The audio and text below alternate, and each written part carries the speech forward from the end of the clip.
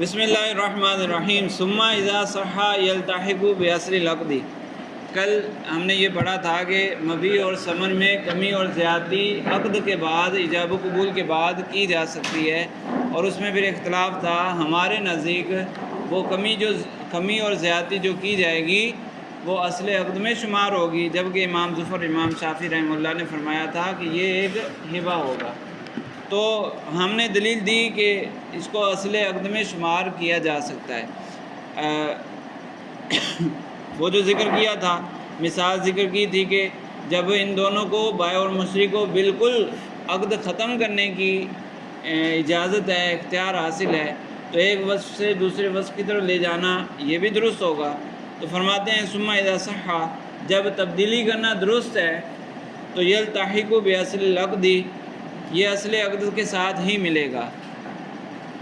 جب بیع کا وصف تبدیل کرنے کی اجازت ہے، یعنی جو کہا تھا کہ عدل سے رابح بن جائے گا یا خاسر سے عدل بن جائے گا، تو جب وصف میں تبدیلی کرنا جائز ہے تو یہ تبدیلی اصل عقد کے ساتھ ہی ملے گی۔ کیوں؟ لأن وصف شیء یقوم به لا بنفسه، کیونکہ یہ تو بیع کا وصف ہے، اور وصف جو ہوتا ہے وہ شے کے ساتھ قائم ہوتا ہے، خود اکیلا تو قائم نہیں ہوتا، اس لیے اس کو اصل عقد بیع کے ساتھ ملانا پڑے گا۔ بخلاف حت الکلی۔ اب کوئی سوال کر دے کہ یہ تو عجیب سی بات ہو گئی، اگر کوئی جو بائع ہے وہ مکمل ثمن معاف کر دے تو تمہارے نزدیک مکمل ثمن معاف کرنا بھی درست، لیکن اس مکمل معافی کو تم اصل عقد کے ساتھ نہیں ملاتے، کیونکہ اصل عقد کے ساتھ ملاؤ گے تو عقد ہی باقی نہیں رہے گا۔ اصل عقد کے ساتھ ملائیں گے تو اصل عقد ہی باقی نہیں رہے گا۔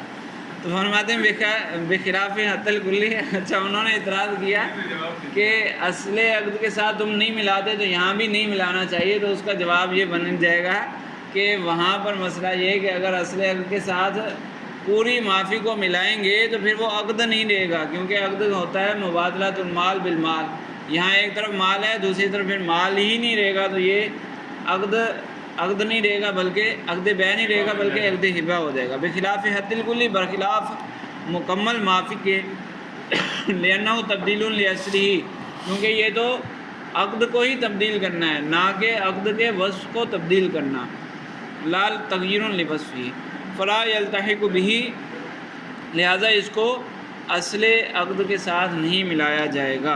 اعلیٰ اعتبار الالتحاق لا تکون زیادۃ عوضا عن ملکہ۔ اب یہ امام ظفر امام شافعی کی دلیل کا جواب ہے۔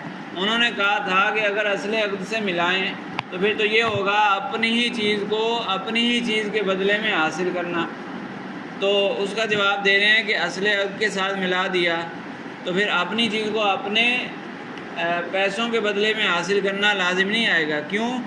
ہم یوں سمجھیں گے گویا کہ ایجاب و قبول ہی اسی پر ہوا۔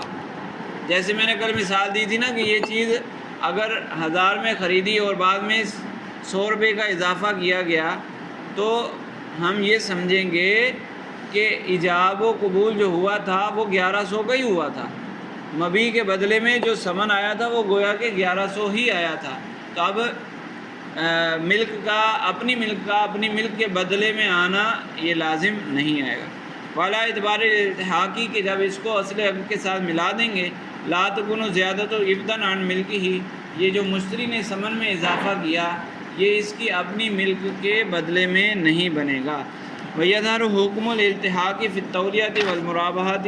اب یہ دوسرا مسئلہ ہے کہ جب ہم نے اس کمی اور زیادتی کو اصل عقد کے ساتھ ملا دیا تو زیادتی کی صورت میں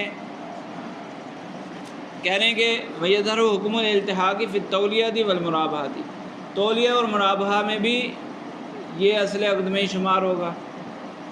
پیچھے کہا تھا کہ تولیہ اور مرابحہ کا دار و مدار امانت پر ہے، یعنی سچ بولنے پر ہے۔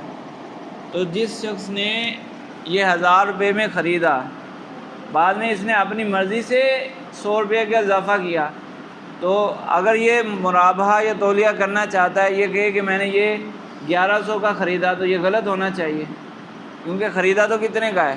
1000 کا، 100 تو اس نے اپنی مرضی سے اضافہ کیا، لیکن چونکہ اس 100 کو ہم اصل عقد کے ساتھ ملا دیتے ہیں تو اس لیے اب مرابحہ یا تولیہ کرنا ہے تو وہ یہی کہے گا کہ مجھے یہ 1100 کا پڑا ہے، صحیح ہے، اگرچہ اس نے اپنی مرضی سے اضافہ کیا لیکن وہ یہی کہے گا۔ اس کا مطلب بہت آسان ہے، نہیں جھوٹ نہیں ہے نا، یہ بولے گا کہ مجھے 1100 کا پڑا ہے،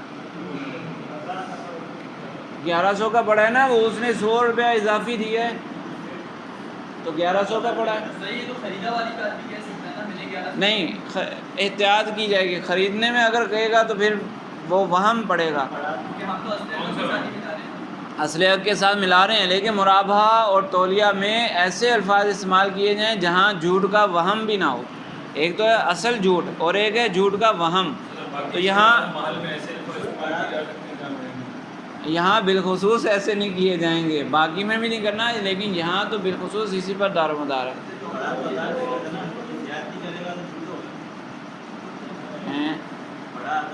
خریدا 1000 کا تھا، یعنی ایجاب و قبول پہلے 1000 پہ ہوا تھا، پھر 1100 دیا، یعنی 100 کا اضافہ کر دیا، اب اس کو یہ چیز ملی ہی 1100 میں ہے تو یہ کہے گا کہ مجھے یہ 1100 کی پڑی ہے، یعنی نتیجہ یہ نکلا ہے، خلاصہ یہ ہوا، آخری بات یہ ہوئی ہے کہ یہ مجھے 1100 کے بدلے میں ملا ہے۔ پڑھنے کا یہ مطلب ہوتا ہے نا کہ یہ چیز بالآخر مجھے نے اتنے میں پڑھا ہے، اتنے میں حاصل کی ہے، تو یہ چیز میں نے بالآخر 1100 میں حاصل کی ہے، تو کہہ رہے ہیں کہ مرابحہ اور تولیہ میں بھی اس کا لحاظ کیا جائے گا۔ وَيُبَاشِرُ عَلَى الْبَاقِي فِي الْحَتِّ، اور جو کمی کی تو کمی میں بھی جو کمی کی جائے گی وہ بھی مرابحہ اور تولیہ میں شمار ہوگی۔ مثال کے طور پر 1000 میں چیز خریدی تھی، بائی نے 100 روپیہ کم کر دیا، تو اب یہ مشتری آگے مرابحہ کرنا چاہتا ہے یا تولیہ کرنا چاہتا ہے تو وہ یہ نہیں کہے گا کہ میں نے 1000 میں لی ہے، یہ چیز مجھے 1000 کی ملی ہے، میں نے 1000 میں خریدی، یہ نہیں بولے گا، بلکہ بولے گا کہ مجھے 900 میں پڑی ہے یہ چیز۔ اصل میں کہنا 1000 میں خریدی بول سکتا ہے، اگر وہاں نہیں جھوٹ ہو جائے گا نا، تو وہاں کیوں نہیں وہاں کہا کہ اگر 1100 سے نہیں ہے تو یہ نہ کہے کہ میں نے 1000 میں خریدی، ہاں یہ کہے کہ 1100 میں پڑی ہے۔ ہاں اب اس نے یہاں خریدی 1000 کی ہے، اس 100 میں سے کم ہے، ہاں ابھی اگر یہ بولے گا تو 900 کی پڑی ہے تو سچ ہو گیا، ہاں لیکن اگر یہ بولے کہ میں نے 1000 میں خریدا تو یہ بھی سچ بھائی، نفس الامر کا اعتبار ہے، الفاظ کے گھماؤ پھراؤ کا اعتبار نہیں ہے نا، وہاں پھر کیوں جھوٹ کہے؟ وہاں جھوٹ نہیں ہے، میں نے کہا احتیاطاً یہ الفاظ استعمال کرے کہ مجھے اتنے کی پڑی ہے، اگر بولے گا خریدی ہے میں نے 1100 کی خریدی ہے تب بھی درست ہوگا، یعنی اس پر بعد میں کوئی کیس تو نہیں کر سکتا، لیکن احتیاطاً یہ الفاظ استعمال کرے۔ میں نے یہی کہا تھا کہ جھوٹ کا وہم بھی باقی نہ رہے، تو اسی طرح یہاں پر بھی یہی کہے گا کہ مجھے 900 کی پڑی ہے۔ وفی شفاعت، اور شفا میں بھی ایسا ہوگا کہ اگر کسی شخص نے زمین خریدی ہے 1 کروڑ روپے کی اور بائی نے اس میں سے 5 لاکھ معاف کر دیے، اب شفیع نے شفا کیا تھا تو شفیع کو بھی 95 لاکھ میں یہ زمین ملے گی، تو کمی کی صورت میں شفے میں بھی یہ کمی ظاہر ہوگی، لیکن زیادتی میں شفے میں تھوڑا سا فرق ہے۔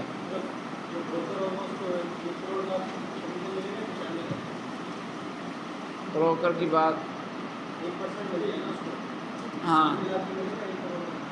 وہ تو پھر ان کی شرط کو دیکھا جائے گا نا، کیا طے ہوا، یہ کیا طے ہوا، 1 منٹ ہے، جو طے کیا ہوا، اگر وہ یہ کہا تھا کہ جس پر سودا ہوا اس کا 1% تو ظاہر سی بات ہے اسی کو لیا جائے گا، یہ تو بعد میں ہوا ہے نا، جو کمی کی گئی بائی کی طرف سے، یہ تو بعد کی بات ہے۔ بروکر کا کام کیا تھا، دونوں کے درمیان ڈیل ڈن کروا دینا، تو اسی پر اس کا اعتبار ہوگا، وہ مارکیٹ ریٹ کے اعتبار سے عرف میں دیکھا جائے گا کہ عرف میں کیا ہوتا ہے، عرف میں کیا چل رہا ہے، کس کا اعتبار ہوتا ہے، وہاں دیکھا جائے گا۔ حتیٰ یاخذ بما بقیہ فی الحتی، تو شفا میں بھی ایسے ہی ہوگا کہ وہ زمین کو بقیہ مقدار کے بدلے میں لے گا۔ وَإِنَّمَا كَانَ لِلشَّفِيعِ أَن يَأْخُذَ بِدُونِ زِيَادَةٍ، لیکن یعنی مرابحہ اور تولیہ میں کمی کا بھی اعتبار ہے، زیادتی کا بھی اعتبار ہے، لیکن شفا میں صرف کمی کا اعتبار ہے، زیادتی کا اعتبار نہیں ہے، تو اس کی کیا وجہ ہے، تفصیلی مسئلہ تو کتاب الشفا میں موجود ہے۔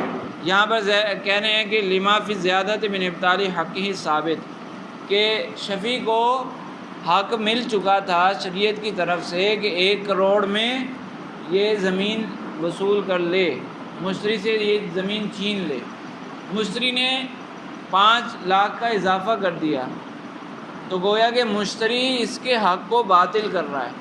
یہ پہلے 1 کروڑ میں لینے کا مستحق ہو چکا ہے، اب مشتری چاہ رہا ہے کہ اس کو 1 کروڑ میں نہ ملے، 1 کروڑ 5 لاکھ میں ملے، تو یہ اس کا حق کو باطل کرنا چاہتا ہے. اس لیے شفیع کو اجازت ہوگی کہ یہ 1 کروڑ کے بدلے ہی اس گھر کو لے لے. کمی کی صورت میں اس کو فائدہ ملے گا. تفصیلی اس کا مسئلہ کتاب الشفا میں، کمی اور زیادتی دونوں کا مسئلہ کتاب الشفا میں تفصیلاً موجود ہے. فلا یملکانی، یہ اس کے مالک نہیں ہے. سمت زیادہ تو لا تصح بعد ہلاک المبی علی ظاہر روایتی، کہہ رہے ہیں کہ اگر مبی ہلاک ہو جائے اور مشتری ثمن میں اضافہ کرنا چاہے تو پھر اضافہ نہیں ہوگا، یعنی اصل عقد میں اس کو شمار نہیں کیا جائے گا. مفتہ بھی قول یہی ہے. لأن المبیع لم یبقى علی حالت یصح الاعتیاد عنہ، کیونکہ اب مبیع تو اس حالت میں ہی نہیں ہے کہ اس کا کوئی بدلہ بن سکے. اس کو لے جاؤ اول عقد پر، عقد شروع کرنا ہے تو اسی چیز کے بدلے میں کوئی ثمن مقرر کیا جا سکتا ہے نا جو مبیع بننے کی صلاحیت رکھے. تو اگر چیز ہی ہلاک ہو جائے، چیز ہلاک ہو چکی ہے، موجود نہیں ہے اس وقت، تو اس کا کوئی ثمن بنایا جا سکتا ہے؟ اس کا ثمن نہیں بنایا جا سکتا. تو اسی طرح چیز کو استعمال کر لیا، بعد میں اضافہ کرنا وہ بھی ایسا ہی ہے کہ اب مبیع موجود ہی نہیں ہے جس کا بدلہ بنایا، اسی مبیع کا بدلہ بنتا ہے نا. یہ اضافہ بھی اسی مبیع کا بدلہ ہوتا ہے. تو جب مبیع موجود نہیں ہے تو بدلہ کیسے بن سکتا ہے؟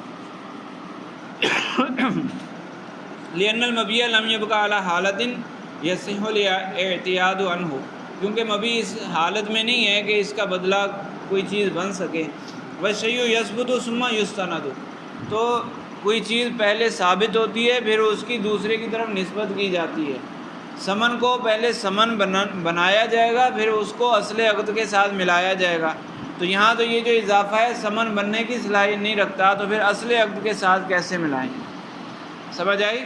ایک چیز پہلے بنے گی پھر اس کی دوسرے کی طرف نسبت ہوگی، یعنی پہلے وجود آئے گا پھر دوسرے کی طرف نسبت ہوگی.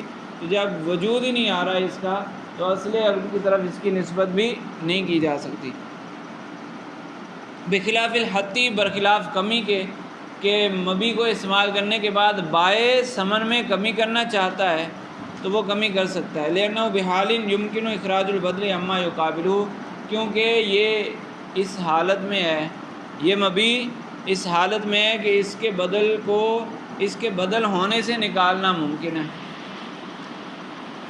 مبیع ہلاک ہو چکی ہے، اس کے مقابلے میں جو ثمن تھا اس ثمن میں کمی کرنی ہے، تو ثمن میں کمی کرنے کے لیے مبیع کا موجود ہونا ضروری نہیں ہے، تو اس لیے وہاں کمی کی جا سکتی ہے.